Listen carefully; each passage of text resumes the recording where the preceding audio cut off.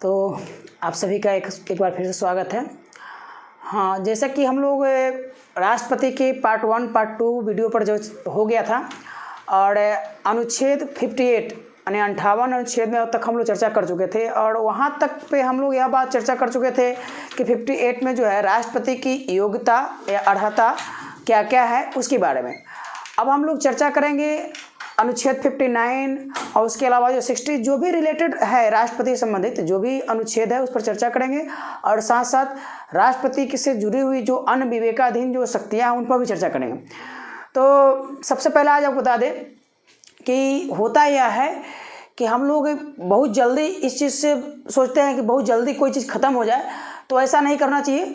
जो भी आप पढ़ रहे हैं और आप उसको समझ के अगर पढ़ रहे हैं तो बहुत ही बेहतर ढंग से पढ़ते समझने में आपको सहूलियत होगी और ये आप ऐसा होगा कि अगर आप कोई भी चीज़ पढ़ रहे हैं उसको माने अगर समझ कर पढ़ रहे हैं तो आप कभी भूल भी नहीं सकते हैं।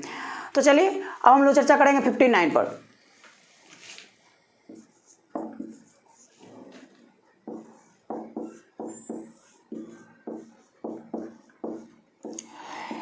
देखिए 59 जो है वो मुख्य रूप से राष्ट्रपति की जो है शर्तें के संबंध में बताया गया कि राष्ट्रपति की योग्यता एवं शर्तें क्या हैं।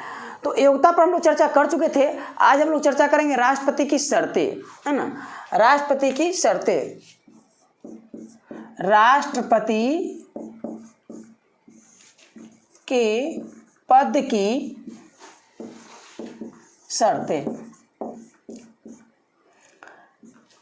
चलिए आपको यह आर्टिकल कहीं भी लिखा हुआ मिल जाएगा, लेकिन अब इस पर एक बात आपको जानना है कि वह शर्तें क्या है, क्या क्या कंडीशन होना चाहिए, राष्ट्रपति के साथ क्या क्या कंडीशन है और क्या क्या उनको जो है कंडीशन को फॉलो करना पड़ता है। तो देखिए राष्ट्रपति को जो है बताया गया है आर्टिकल 59 में कि जो राष्ट्रपति होंगे वह किसी भी सदन जब कहेंगे तो इसका मतलब लोकसभा और राज्यसभा दोनों, तो राष्ट्रपति किसी भी सदन या लोकसभा या राज्यसभा का सदस्य नहीं होंगे, साथ ही किसी राज्य विधानमंडल के सदस्य भी नहीं होंगे। तो यह जो है पहली शर्त है कि राष्ट्रपति किसी भी सदन और किसी भी राज्य विधानमंडल के सदन का सदस्य नहीं होंगे। अब यहाँ पर इसको जैसा नोट करना होगा 1 में, राष्ट्रपति किसी भी सदन में हो गया लोकसभा एवं राज्यसभा,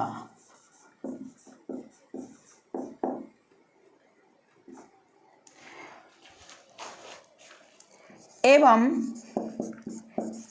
किसी राज्य विधान मंडल के सदस्य नहीं होंगे।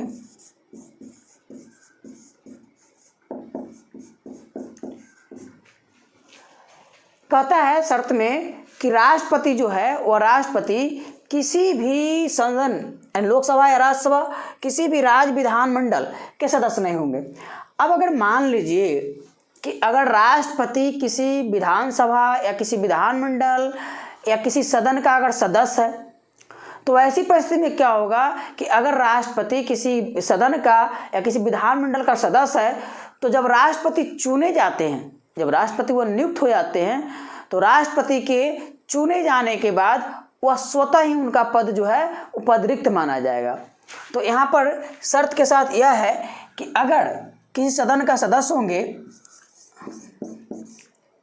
अगर किसी सदन का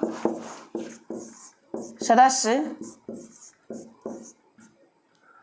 होंगे तो वे राष्ट्रपति पद पर नियुक्त होते हैं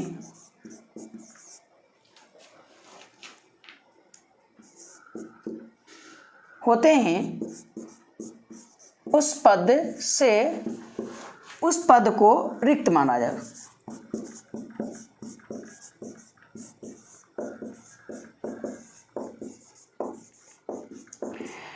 देखिए इसको हम एक अपनी भाषा में आपको समझाने के लिए हम लिखे हैं कि मान लीजिए किसी सदन का वह सदस्य है, तो किसी सदन का अगर सदस्य है या किसी राज्य विधानमंडल का सदस्य है, तो जैसे ही वो राष्ट्रपति चुने जाते हैं, है ना, जैसे ही राष्ट्रपति वह चुने जाते हैं, यहाँ पर हम नियुक्त की जगह चुने कर सकते हैं।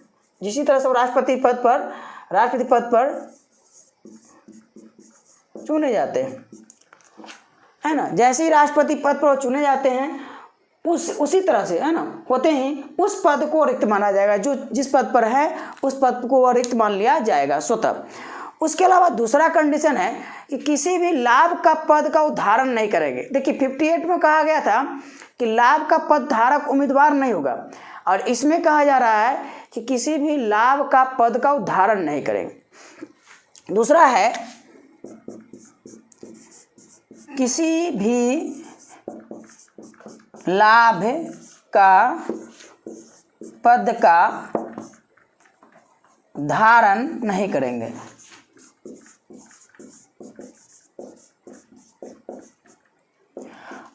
अब जैसे आप देखते होंगे कि राष्ट्रपति को जो है किसी भी लाभ के पद का उदाहरण नहीं करेंगे, यानी कहने का मतलब जैसे कोई भी अगर लाभ का पद है तो उसको वह राष्ट्रपति बनने के बाद वो धारण नहीं करेंगे, उसको जो है ग्रहण नहीं करेंगे।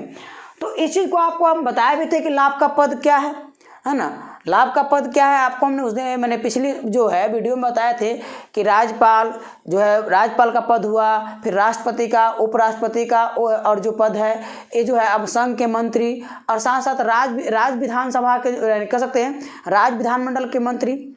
आपको 4 चीज़ याद रखना होगा, राज्यपाल, उपराष्ट्रपति, है ना, स्वयं राष्ट्रपति, और साथ साथ राज्य विधानमंडल और संघ के मंत्री का पद जो है लाभ का पद नहीं माना जाता, बाकी लाभ का पद माना जाता है।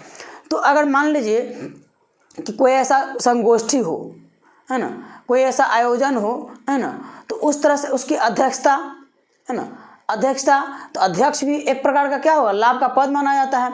तो इसीलिए राष्ट्रपति को कोई भी, है ना, कोई भी लाभ का पद धारण नहीं करेंगे। तो लाभ का पद धारण करने का आपको जो है बता दिया गया था। अब चलते हम लोग, एक बात इसमें और भी कहा गया 59 में कहा गया है कि राष्ट्रपति का वेतन, भत्ता और परिलब्धियाँ, वेतन, भत्ता और परिलब्धियाँ किसी भी परिस्थिति में, है ना, किसी भी परिस्थिति में कम नहीं की जाएगी। अब राष्ट्रपति की वेतन, भत्ता और उपलब्धियाँ क्या हैं? तो राष्ट्रपति की वेतन, भत्ता और उपलब्धियाँ आपको हम बता रहे हैं कि राष्ट्रपति को वेतन, भत्ता, उपलब्धियाँ संबंधी 1954 में कह सकते हैं 1954 में कानून बना था, है ना, राष्ट्रपति वेतन, भत्ता, उपलब्धि कानून, जिसको बार बार कई बार संशोधन किया गया। 2008 के बाद राष्ट्रपति का वेतन 1.5 लाख कर दिया गया।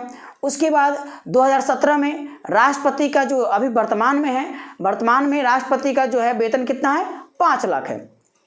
साथ साथ अन्य भत्ते, वेतन के अलावा अन्य भत्ता होता है, जैसे कि राष्ट्रपति की जो है कह सकते हैं ऑफिस खर्च है या अन्य खर्च, वह सब किसी परिस्थिति में ऑफिस खर्च हुआ या किसी होस्ट यानी आयोजन का खर्च हुआ या राष्ट्रपति भवन में जो सारे खर्च होते उसका, या जो भी कह सकते हैं। तो राष्ट्रपति का वेतन, भत्ता और उपलब्धियाँ जो भी है उसको किसी भी परिस्थिति में कम नहीं किया जा सकता है। तो इस चीज़ को आपको नोट करना होगा या समझना होगा कि राष्ट्रपति की वेतन, भत्ता और उपलब्धियाँ जो है किस अनुच्छेद में है, तो यह जो है 59 में है, और इस पे कभी भी इसको कम नहीं किया जा सकता है। अब वेतन, भत्ता, उपलब्धियों के लिए इसी में है राष्ट्रपति का वेतन, भत्ता एवं उपलब्धियाँ।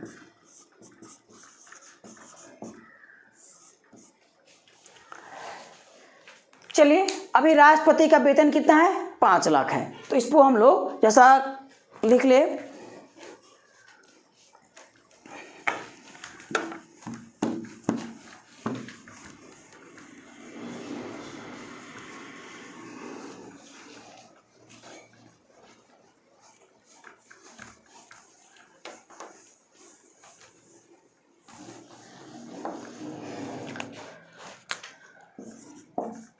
वर्तमान में वर्ष 2017 से राष्ट्रपति का वेतन 5 लाख रुपए है और यह भारत के संचित निधि से देय होता है और यह भारत के संचित निधि से देय है। राष्ट्रपति का जो वेतन है और भत्ता है वह जो है, राष्ट्रपति का वेतन कितना है 5 लाख और भत्ता और उपलब्धियां जो है संसद हमेशा उसको जो संशोधन करती रहती है। तो यह जो 5 लाख रुपया हुआ कहाँ से मिलता है? भारत के संचित निधि से। इसको याद रखना है कि कहाँ से मिलेगा? भारत के संचित निधि से। अब आपको भारत के संचित निधि से वेतन मिलता है तो इसके साथ ये भी याद रखना है कि संचित निधि से वेतन मिलता है और यह आयकर मुक्त होता है ना। यह आयकर मुक्त होता है।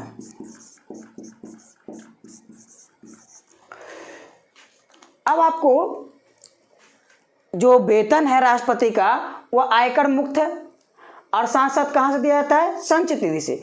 तो क्वेश्चन आपसे पूछा जाएगा कि राष्ट्रपति का, अब जो क्वेश्चन का ट्रेंड है वो ऐसा नहीं पूछता है कि राष्ट्रपति का वेतन कितना है। अब अगर क्वेश्चन पूछेगा भी तो यह पूछता है कि राष्ट्रपति का जो वेतन है वह संसद की किस निधि से दिया जाता है? आकस्मिक निधि, संचित निधि, लोक निधि, है ना। इस प्रकार का ऑप्शन रहेंगे। तो आपको आंसर उसमें देना है कि भारत के राष्ट्रपति का वेतन जो है संचित निधि से दिया जाता है और संचित निधि से दिया जाता है और आयकर मुक्त होता है। अब थोड़ा सा आप जो वर्तमान जो अभी चल रहा है जो कह सकते हैं उसमें हम आ जाते हैं। तो वर्तमान में आपको पता होगा कि अप्रैल 2020 में जो अभी कोरोना वायरस से लेकर के, है ना, सभी संसद एवं मंत्रियों ने, सभी संसद और मंत्रियों का वेतन 1 साल तक के लिए 30% कटौती की गई। ये आपको पता ही होगा और नहीं पता है तो आपको बता देते हैं। अप्रैल 2020 में, है ना, कैबिनेट ने एक फैसला लिया, यानी नरेंद्र मोदी की कैबिनेट ने एक फैसला लिया जिसमें संसद के सभी सदस्यों का वेतन में से कह सकते, वेतन में से, भत्ता नहीं, वेतन, है ना, तो वेतन में से 30% की कटौती की जाएगी और यह 1 साल तक चलेगा। और साथ साथ आपको बताया भी गया होगा, या मैंने कह सकते हैं कि जो अपडेट रहते होंगे, अगर न्यूज़पेपर पढ़ रहे होंगे तो भी दिया गया होगा कि सांसद निधि जो है 2 वर्षों तक के लिए उस पर रोक लगा दी गई है। तो अब यहाँ बात उठती है कि क्या जब संकटकालीन अवस्था आएगा तो उस अवस्था में क्या राष्ट्रपति का वेतन में कटौती किया जा सकता है? नहीं किया सकता है? तो बिल्कुल नहीं, किसी भी परिस्थिति में, है ना। तो राष्ट्रपति का जो वेतन है वह किसी भी परिस्थिति में जो है क्या कर सकते हैं, मतलब कम नहीं किया जा सकता है।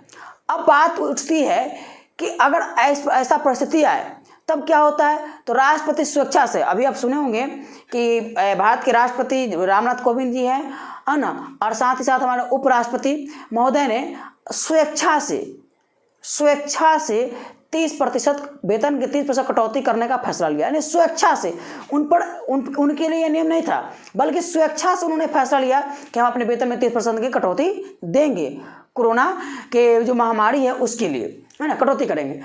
तो एक क्लियर हो गया कि राष्ट्रपति का वेतन भत्ता किसी भी परिस्थिति में जो है कम नहीं किया जा सकता है, ठीक है। और उनके लिए क्यों नहीं कम किया जा सकता है? क्यों तो कहा गया है किसी परिस्थिति में उनको वेतन भत्ता को कम नहीं किया जा सकता है ना। और उनको दिया कहाँ जाता है? संचित निधि से, और आयकर मुक्त होता है। अब दूसरी बात आपको जानना है कि यदि राष्ट्रपति रिटायरमेंट हो जाते हैं, रिटायरमेंट का मतलब हुआ कि राष्ट्रपति यानी अपने राष्ट्रपति जो है पूर्व राष्ट्रपति कह सकते हैं, जो राष्ट्रपति अब नहीं है, मान लीजिए जैसे हमारे पूर्व राष्ट्रपति अभी प्रणब मुखर्जी हुए, है ना। तो रिटायरमेंट के बाद राष्ट्रपति को क्या मिलेगा सुविधा? तो रिटायरमेंट के बाद राष्ट्रपति को 1.5 लाख का पेंशन मिलेगा। कितना पेंशन? 1.5 लाख। और यह हमेशा जो है संशोधित होते रहता है। ऐसे हम बताया भी है कि राष्ट्रपति के वेतन भत्ता पेंशन संबंधी जो है 1954 में एक अधिनियम बना, उसके बाद इसमें संशोधन होते रहता है, इम्प्रूवमेंट किया जाता है, उनको बढ़ाया जाता है। तो 2017 में किया गया, यानी 1.5 लाख से बढ़ा के 5 लाख किया गया, वेतन किया गया।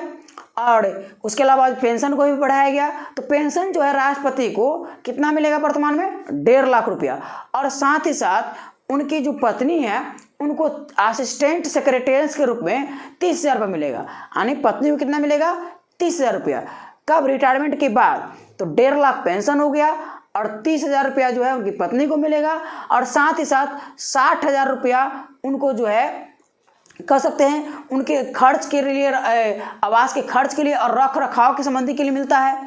उसके अलावा राष्ट्रपति को कहीं भी आने जाने के लिए विमान और ट्रेन, है ना, कह सकते हैं विमान और ट्रेन के लिए निःशुल्क यात्रा जो है, निःशुल्क यात्रा का प्रावधान किया गया है। साथ ही उनको सरकारी सुसज्जित सरकारी बंगला रेंट फ्री, कह सकते हैं उसमें किराया नहीं लगेगा, रेंट फ्री बंगला मिलेगा।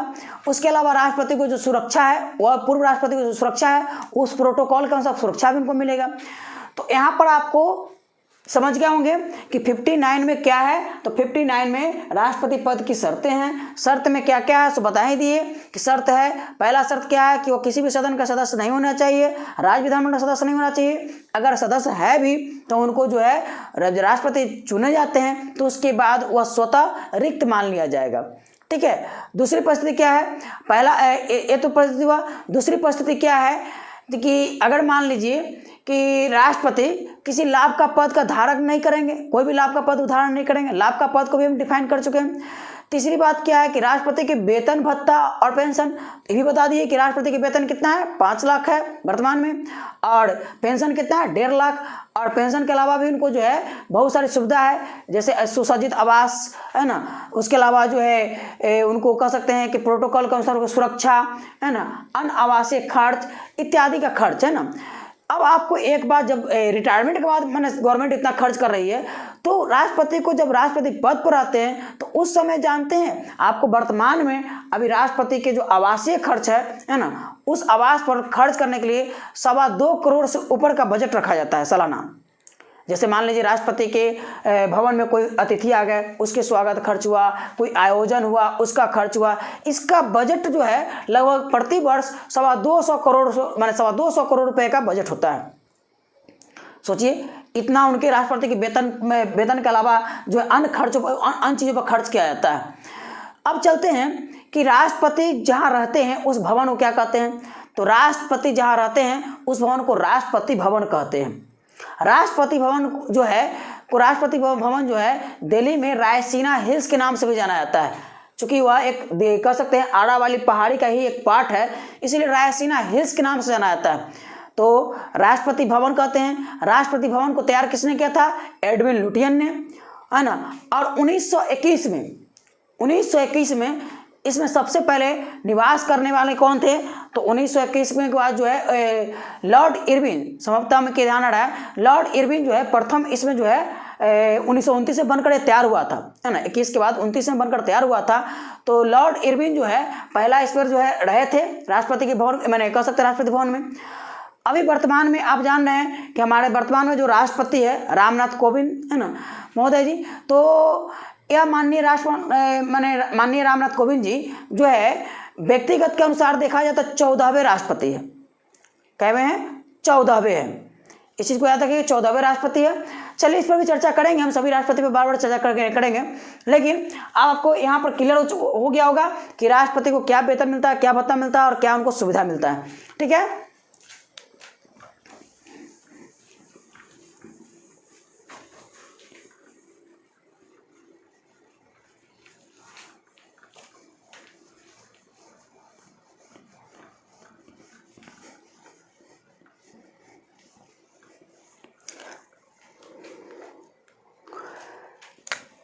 आर्टिकल 60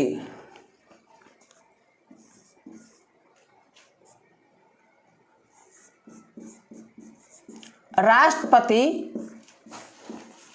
पद की शपथ एवं प्रतिज्ञान।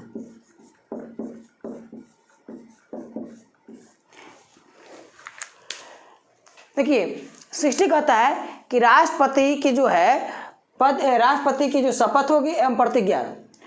तो राष्ट्रपति का जो है शपथ कौन दिलाता है? तो राष्ट्रपति की शपथ भारत के सर्वोच्च न्यायालय के मुख्य न्यायाधीश दिलाते हैं, है ना।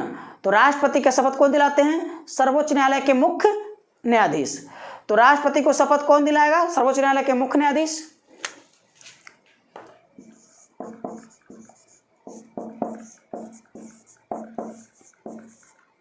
सर्वोच्च न्यायालय के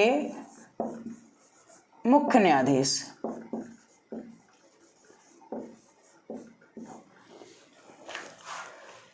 ठीक है।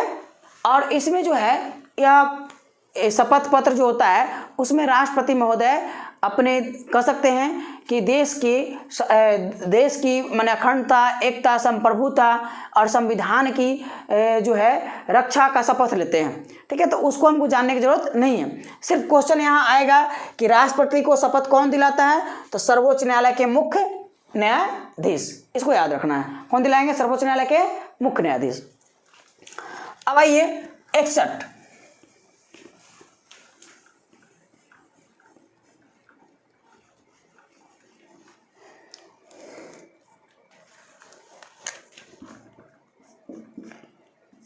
में है राष्ट्रपति पर महाभियोग प्रक्रिया।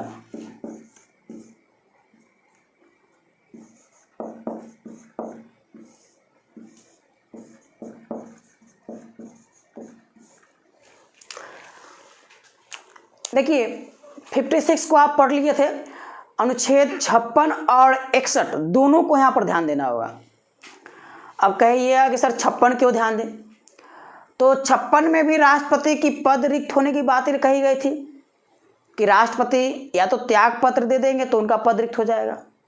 गौर कीजिएगा, राष्ट्रपति का यानी इसको हमको पढ़ना है तो राष्ट्रपति का महाभियोग यानी राष्ट्रपति को पद से मुक्त करने की प्रक्रिया, तो 56 को भी जैसे देखना पड़ेगा। तो 56 में क्या है? 56 में कहा गया था कि राष्ट्रपति को पद रिक्त होने की प्रक्रिया। तो राष्ट्रपति की पद रिक्त होने की प्रक्रिया क्या क्या थी? या तो राष्ट्रपति त्याग पत्र देते हैं तो राष्ट्रपति का पद रिक्त हो जाता है। दूसरा प्रश्न था कि राष्ट्रपति या तो बीमार हो जाते हैं किसी कारणवश, तो कुछ समय के लिए उनका पद रिक्त पद से रिक्त हो सकते हैं, है ना। या तीसरी बात था कि राष्ट्रपति का जो है मृत्यु हो जाए, है ना, निधन हो सकता है, राष्ट्रपति की मृत्यु हो जाए तो उनका पद रिक्त हो जाता है। अब यहाँ पर कहता है कि महाभियोग प्रक्रिया। अब मान लीजिए कि 56 के अतिरिक्त 56 को हम छोड़ दिए, न राष्ट्रपति की मृत्यु हुई, न राष्ट्रपति अपना पूरा कार्यकाल पूरा कर किए, है ना। पहली बात जान लीजिए, अगर कार्यकाल पूरा कर लिए तो उनका तो चुनाव हो जाएगा, उसके बाद उनको मतलब जो चुने जाएंगे वो राष्ट्रपति बनेंगे। लेकिन अब यहाँ पर कह रहा है कि वो न उनका कार्यकाल पूरा हुआ, न उनकी मृत्यु हुई, न उन्होंने त्याग पत्र दिया, तो दूसरी परिस्थिति क्या बन सकता है? राष्ट्रपति को जो है मतलब हटने की, पद रिक्त होने की प्रक्रिया। तो मैंने अगला प्रक्रिया है वह महाभियोग प्रक्रिया है। तो महाभियोग प्रक्रिया है, यह एक अर्ध न्यायिक प्रक्रिया है। अर्ध न्यायिक प्रक्रिया।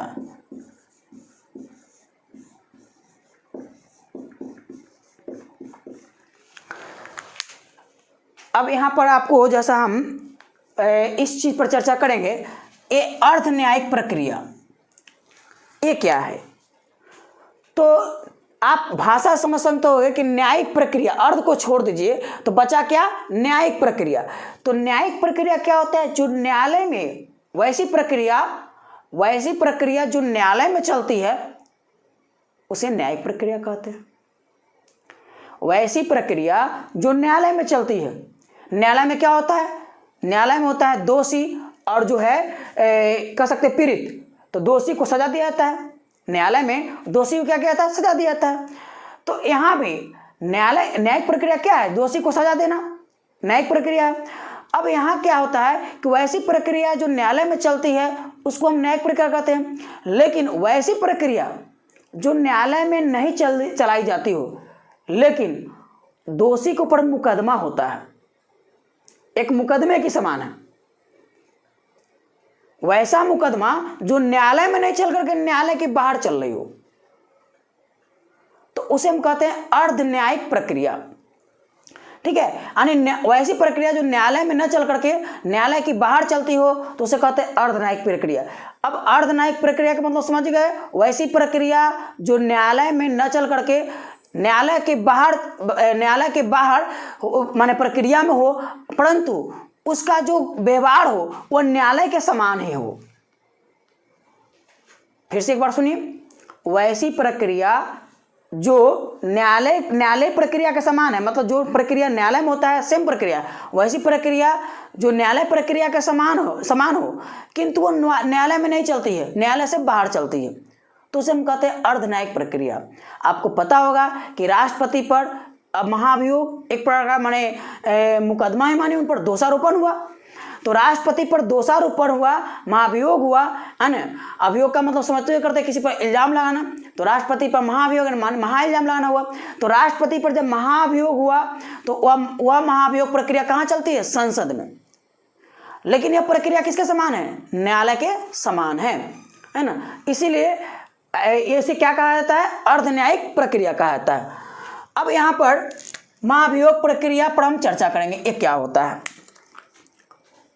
देखिए, अब क्वेश्चन पिछली बार जो पूछा गया था बिहार एसआई में कि राष्ट्रपति पर चलने वाला महाभियोग प्रक्रिया कैसी प्रक्रिया है ना, मुख्य परीक्षा में पूछा गया था। आप चाहिए तो इस क्वेश्चन को निकाल कर देख भी सकते हैं, है ना। तो राष्ट्रपति पर चलने वाली महाभियोग प्रक्रिया कैसी प्रक्रिया है? तो जिन लोगों के पास कॉन्सेप्ट नहीं था वो लोग उस समय अपने जो है उनका माने दिमाग काम नहीं किया होगा। लेकिन अगर जिनके पास कॉन्सेप्ट होता है वो कुछ भी अपने क्वेश्चन कुछ भी पूछे आप बना सकते हैं। तो आपको हम यहाँ पर क्या बताया? अर्धन्यायिक प्रक्रिया। अगर क्वेश्चन पूछ दिया जाए कि अर्धन्यायिक प्रक्रिया क्या है, तो अर्धन्यायिक प्रक्रिया वैसी प्रक्रिया है जो न्यायालय के समान होती है, नहीं न्यायालय की तरह ही होती है, लेकिन न्यायालय में नहीं चलती है। न्यायालय के समान होती है लेकिन न्यायालय में नहीं चलती है, तो उस प्रक्रिया को क्या कहेंगे? अर्धन्यायिक प्रक्रिया। अब ये अर्धन्यायिक प्रक्रिया पर चर्चा करेंगे, ये होता क्या है। महाभियोग प्रक्रिया कहाँ चलती है? संसद में। कहाँ चलती है? संसद में। संसद में क्या होता है? दो सदन होता है, एक लोकसभा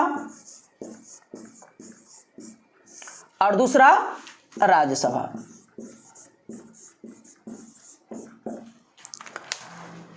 एक लोकसभा दूसरा राज्यसभा। अब संसद में दो सदन हुआ, एक लोकसभा है एक राज्यसभा है।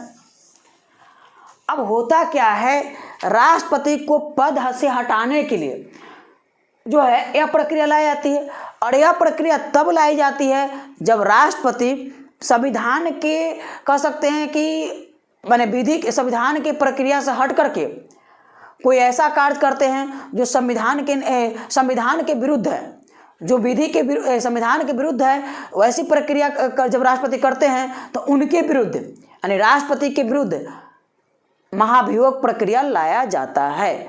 अभी तक किसी भारत में कोई भी ऐसे राष्ट्रपति नहीं हुए हैं जिनको विरुद्ध यह प्रक्रिया लाई गई होगी, है ना।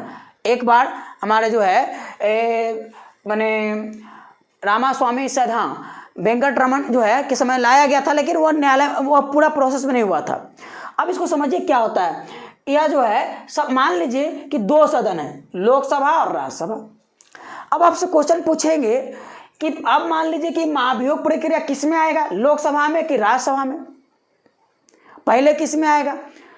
तो महाभियोग प्रक्रिया किसी भी सदन में पहले लाया जा सकता है। वह लोकसभा में भी आ सकता है पहले, और चाहे पहले राज्यसभा में आ सकता है। तो महाभियोग प्रक्रिया जो है महाभियोग प्रक्रिया सदन के किसी भी सदन में लाया जा सकता है। यानी सदन के कह सकते हैं संसद के किसी भी सदन में लाया जा सकता है, लोकसभा में लाया जा सकता है और राज्यसभा में लाया जा सकता है। अब जो सदन लाता है ना, इसको आप जानते होंगे निम्न सदन कहा जाता है, इसको उच्च सदन कहा जाता है ना। अब जो सदन लाता है उस सदन में लाने से पहले एक संकल्प प्रस्ताव उसको पारित करना होगा। क्या पारित करना होगा? संकल्प प्रस्ताव, है ना। अब संकल्प प्रस्ताव है क्या? तो मान लीजिए जो सदन लाएगा, जो भी सदन लाए, अगर लोकसभा लाए तो इस सदन में जो है लोकसभा लाएगा तो यह सदन की कुल संख्या का 1/4, ध्यान दीजिए, कुल संख्या का 1/4 यानी एक चौथाई सदस्य जो है उस पर लिखित अति करेंगे, सामान्य हस्ताक्षर करके राष्ट्रपति सूचित करेंगे। तो पहले क्या होगा? पहला यहाँ पर थोड़ा सा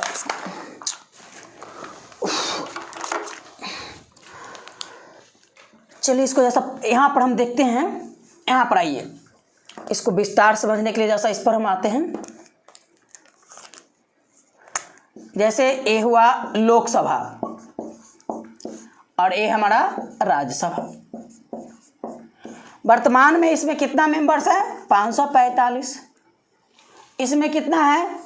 245 संख्या। इसमें कितना है? संख्या है। अब आपको देखिए, पहले क्या होगा? संकल्प प्रस्ताव होगा। क्या होगा? संकल्प प्रस्ताव। यहां पर आएंगे संकल्प प्रस्ताव। पहला प्रक्रिया फर्स्ट है। प्रथम क्या होगा? पहले होगा संकल्प प्रस्ताव। पहला प्रोसेस क्या होगा? संकल्प प्रस्ताव। अब कह सकते हैं कि संकल्प प्रस्ताव क्या है? तो संकल्प प्रस्ताव क्या है? महाभियोग लगाने की प्रथम प्रक्रिया है। इस चीज को याद रखिएगा। बहुत से लोग सिर्फ महाभियोग प्रक्रिया समझते हैं, संकल्प प्रस्ताव को नहीं जानते। पहले आपको जानना है कि महाभियोग प्रक्रिया शुरू होगी तो महाभियोग प्रक्रिया के शुरुआती चरण कौन है? संकल्प प्रस्ताव। तो संकल्प प्रस्ताव में होता क्या है कि जितनी संख्या है, कोई भी जिस सदन में लाए, जो सदन में लाए, उस सदन की कुल संख्या का 1/4। अब जैसे लोकसभा में लाए तो लोकसभा का में लाए तो लोकसभा में कितना है? 545। तो इसका 1/4, उससे अधिक कम नहीं होना चाहिए। तो सदन की संख्या का 1/4 भाग। देखिए, संकल्प प्रस्ताव में क्या हुआ कि सदन की, यानी जो सदन है, सदन की संख्या का यानी जिस सदन में लाए, अगर लोकसभा में लाए हैं तो लोकसभा में टोटल संख्या का कितना? 1/4 भाग लोग हस्ताक्षर कर करके, है ना, राष्ट्रपति को सूचना देंगे। किसने सूचना देंगे? राष्ट्रपति को सूचना देंगे, है ना। तो संकल्प प्रस्ताव सदन की एक संख्या का 4 भाग हस्ताक्षरित राष्ट्रपति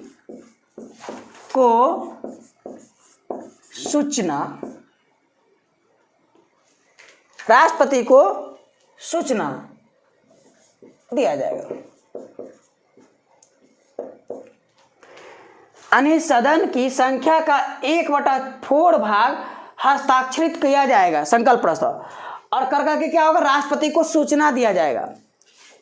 इन्फॉर्मेशन दिया जाएगा कि हम आपके विरुद्ध महाभियोग प्रक्रिया लाने जा रहे हैं।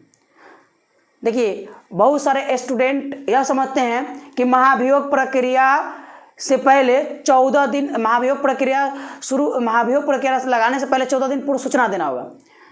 सॉरी, फिर से लाइन कट गया। जैसी बिजली आती है हम कंटिन्यू करते हैं।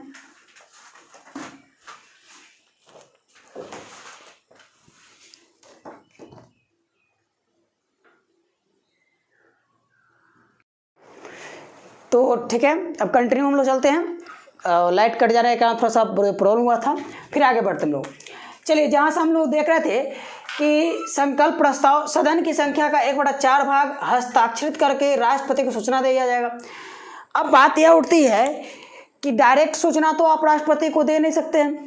तो जो सदन अगर लोकसभा होगा तो लोकसभा अध्यक्ष के पास से जाएगा। ठीक है, अगर लोकसभा में यह जा रहा है संकल्प प्रस्ताव तो लोकसभा अध्यक्ष को, और राज्यसभा में जाएगा तो राज्यसभा के जो सभापति होते हैं उनको। तो अगर मान लीजिए कि सदन के अध्यक्ष के पास जाएगा कौन सा? संकल्प प्रस्ताव, और वह सदन के अध्यक्ष उस पर विचार विमर्श करेंगे संकल्प प्रस्ताव पर। ठीक है, अगर वह विचार विमर्श करने के बाद अगर वहीं पर निरस्त कर देते हैं, माने वहीं पर निरस्त करते हैं, तो प्रक्रिया वहीं समाप्त हो जाएगी। लेकिन अगर वह उसको उस प्रक्रिया को आगे बढ़ाना चाहते हैं, फिर से माने सदन में अनुमति मिलता है, तो यह सूचना जो है वह जो हस्ताक्षरित जो संकल्प प्रस्ताव है, उस सूचना राष्ट्रपति को लोकसभा अध्यक्ष, यदि लोकसभा में होगा तो लोकसभा के अध्यक्ष के द्वारा, राज्यसभा में होगा तो राज्यसभा सभापति के द्वारा दिया जाएगा, है ना। और उस सूचना देने के 14 दिन बाद, है ना, अब यहाँ सूचना देने के 14 दिन बाद, चलिए सूचना देने के 14 दिन बाद प्रक्रिया पुनः स्थापित की जाएगी।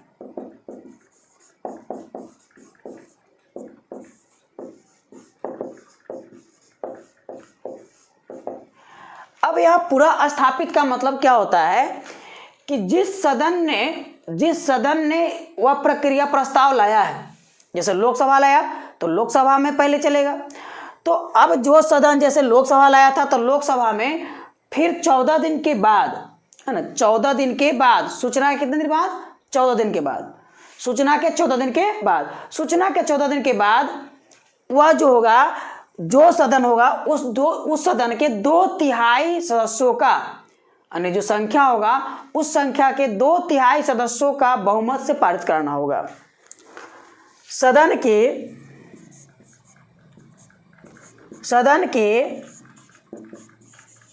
संख्या के 2/3 बहुमत से पारित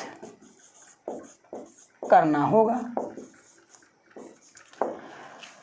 अब क्या होगा कि जो सदन लाया उस सदन में 14 दिन बाद जो है, सूचना देने के 14 दिन बाद उस सदन में कितना बहुमत से, 2/3 बहुमत से पारित करना होगा।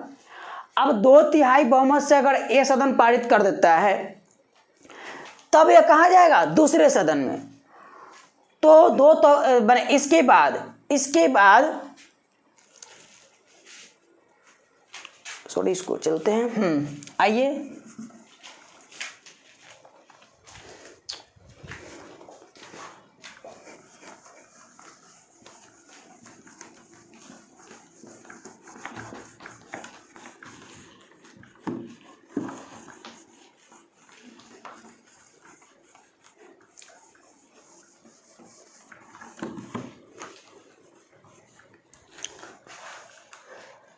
देखिए, एक सदन से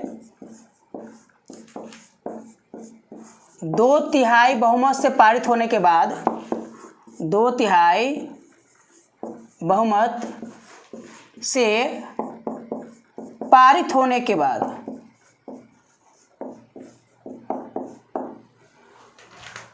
दूसरे सदन में प्रस्ताव जांच के लिए भेजा जाएगा।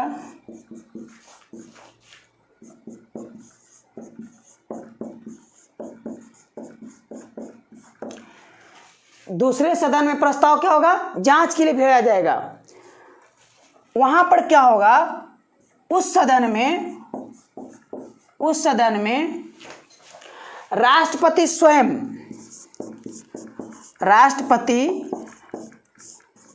स्वयं अथवा अपने प्रतिनिधि के माध्यम से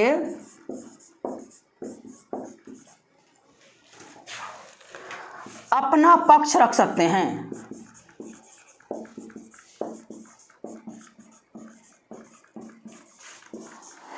अब मान लीजिए जांच के लिए दूसरा सदन में गया, दूसरे सदन में जब जाएगा, एक सदन तो 2/3 बहुमत से पारित कर दिया, दूसरे सदन में प्रस्ताव पहुंचा, प्रस्ताव जांच के लिए जब भेजा गया, उस सदन ने क्या किया, उस सदन में राष्ट्रपति स्वयं या उनके द्वारा जो प्रतिनियुक्त, कह सकते हैं उनके द्वारा प्रतिनियुक्त जो व्यक्ति होंगे वह वहां पर उपस्थित रहेंगे, है ना, अपना पक्ष रखेंगे।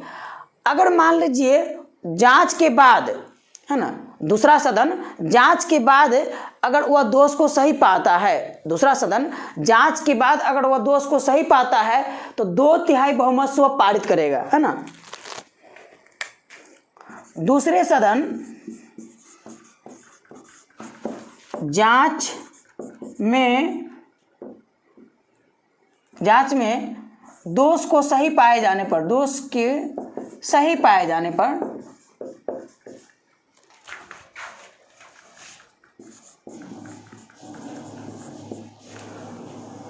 दो तिहाई बहुमत से पारित करे तो राष्ट्रपति को उस तिथि से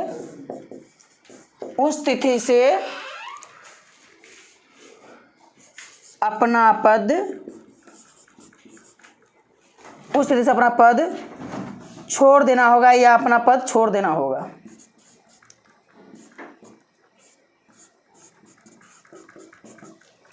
यह एक प्रकार की न्यायिक प्रक्रिया है। जैसे ही दूसरा सदन पारित करता है, जैसे ही दूसरा सदन इसको पारित करता है, उसको जो है जब पारित कर देगा तो राष्ट्रपति को उस दिन से उस पद के लिए क्या माना जाएगा, मुक्त माना जाएगा। तो एक प्रकार की कैसी प्रक्रिया है, न्यायिक प्रक्रिया है। यानी जैसे न्यायालय में, अब आपको जो सा इस पर बता देते हैं, जब संसद महाभियोग प्रक्रिया का कार्यवाही करती रहती है, जब संसद महाभियोग प्रक्रिया का कार्यवाही करती रहती है तो उस दौरान संसद एक न्यायिक संस्था के रूप में कार्य करती है। तो यहाँ पर भी एक क्वेश्चन बनेगा, क्या संसद न्यायिक संस्था के रूप में कार्य करती है? तो हाँ, संसद न्यायिक संस्था के रूप में तब कार्य करती है जब महाभियोग प्रक्रिया संसद में चलाई जाती है। संसद में महाभियोग जैसी प्रक्रिया जब चलाई जाती है तो संसद उस समय एक न्यायिक संस्था के रूप में काम करती है। तो इसी को कहते हैं, यह सदन जब न्यायिक प्रक्रिया के रूप में काम करता है तो ऐसी प्रक्रिया जो सदन में न्यायालय के समान हो, संसद में न्यायालय के समान हो, ऐसी प्रक्रिया जो संसद में न्यायालय के समान हो, उसे बोलते हैं अर्ध न्यायिक प्रक्रिया। तो क्लियर हो गया कि महाभियोग कैसी प्रक्रिया है, अर्ध न्यायिक प्रक्रिया है ना। तो आपसे यह जो है, अगर आप मुख्य परीक्षा भी देंगे तो क्वेश्चन आ जाए ऐसा कि अर्ध न्यायिक प्रक्रिया और न्यायिक प्रक्रिया में क्या अंतर होता है, तो बहुत आराम से आप जवाब दे सकते हैं। या अर्ध न्यायिक प्रक्रिया क्या है, राष्ट्रपति पर लगने वाला जो प्रक्रिया कैसी प्रक्रिया है, अर्ध न्यायिक प्रक्रिया है। संकल्प प्रस्ताव क्या है, संकल्प प्रस्ताव क्या है, महाभियोग को शुरू करने से पहले महाभियोग जो है, जो भी सदन में महाभियोग लाया जाता है उस सदन में क्या होता है, 1/4 सदस्य जो है माने हस्ताक्षरित कर करके अध्यक्ष को सूचना देते हैं, है ना। और एक बात आप और इस चीज़ को नोट कर लीजिए कि जो राष्ट्रपति पर महाभियोग लाया जाता है वह ओनली फॉर, सिर्फ और सिर्फ संविधान के उल्लंघन में दोषी पाए जाने पर, संविधान के उल्लंघन में ही, यानी संविधान के उल्लंघन में कह सकते हैं, संविधान के उल्लंघन में दोषी पाए जाने पर राष्ट्रपति पर महाभियोग की प्रक्रिया लाई जा सकती है। अब संविधान का क्या उल्लंघन है, इस बात को कहीं भी संविधान में व्याख्या नहीं किया गया है।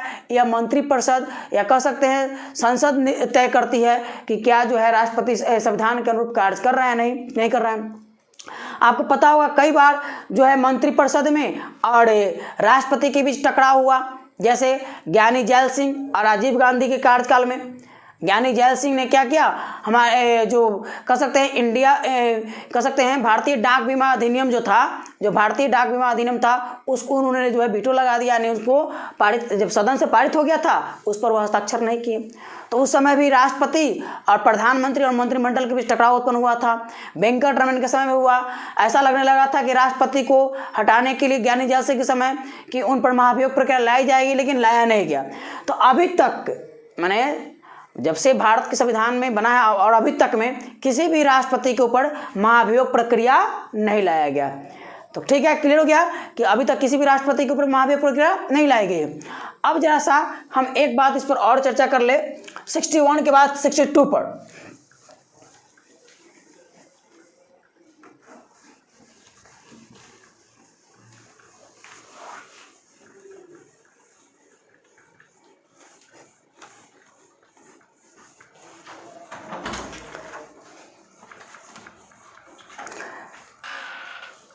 अब 62 पर जो है चर्चा करेंगे, लेकिन आपको जरा सा बता देते हैं कि महाभियोग प्रक्रिया जो थी, जो 61 में है, वह कहाँ से लिया गया था, तो अमेरिका से लिया गया है। कहाँ से लिया गया है, अमेरिका से लिया गया।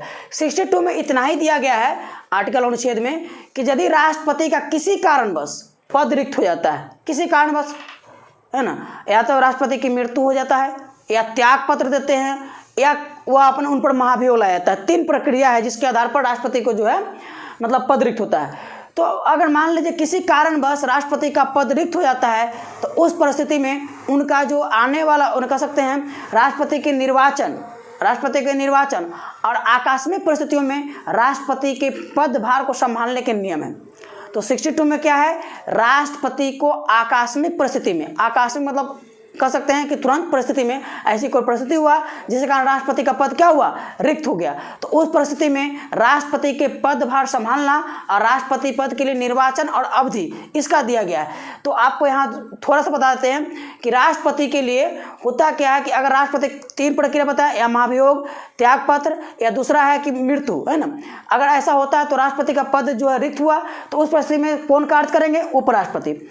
लेकिन ऐसी परिस्थिति के बाद तुरंत जो है 6 माह के अंदर में राष्ट्रपति पद के लिए निर्वाचन करा लिया जाना चाहिए। ऐसा नियम है किसमें, अनुच्छेद 62 में। अब अगला अनुच्छेद हम अंतिम वीडियो में प्रयास करेंगे कि राष्ट्रपति का लगभग जो भी अनुच्छेद है उसको कवर कर ले, है ना। थोड़ा समझाने की प्रक्रिया में जो है समय लंबा खींच जाता है, फिर भी मेरा प्रयास यही रहता है कि आपको समझाए। ठीक है, तो लाइट भी कट गया। तो आज के लिए इतना ही, फिर अब अगले वीडियो में मिलते हैं।